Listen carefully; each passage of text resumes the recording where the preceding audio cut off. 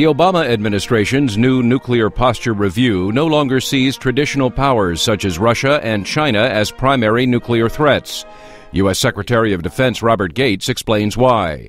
The review rightly places the prevention of nuclear terrorism and proliferation at the top of the U.S. nuclear policy agenda. Given al-Qaeda's continued quest for nuclear weapons, Iran's ongoing nuclear efforts, and North Korea's proliferation, this focus is appropriate.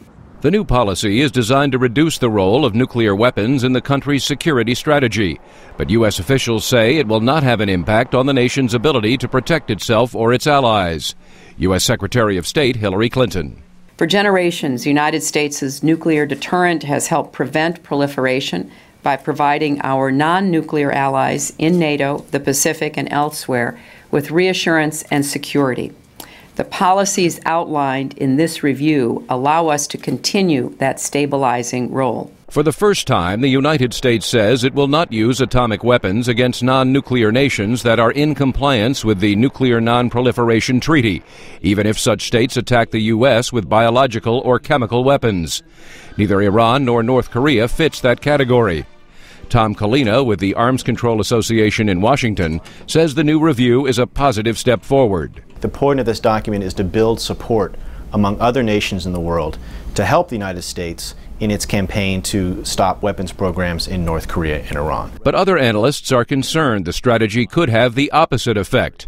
Matthew Bunn is a nuclear security and non-proliferation specialist at Harvard University. For hardliners in Pyongyang or hardliners in Tehran who want nuclear weapons, they now have a new argument. They can say, look, the United States is almost explicitly saying that we're on their target list, so we should have nuclear weapons in order to deter any attack on us. The new strategy states the massive nuclear arsenal the U.S. inherited from the Cold War is poorly suited to protect the nation against suicidal terrorists and unfriendly regimes seeking nuclear weapons.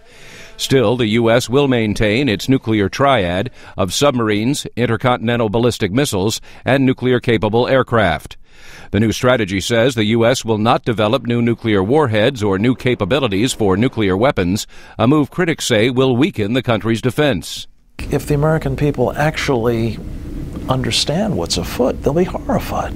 Frank Gaffney is president of the Center for Security Policy. I think the American people are going to be mad as hell at anybody who attacks this country with chemical or biological weapons, and they're going to be very mad at any president in the United States who says, oh, we're not going to punish those who might do that in a way that, who knows, might have contributed to dissuading them from doing it in the first place.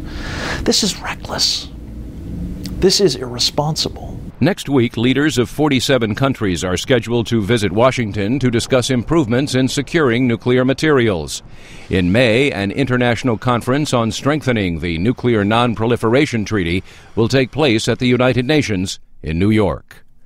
Meredith Buel, VOA News, Washington.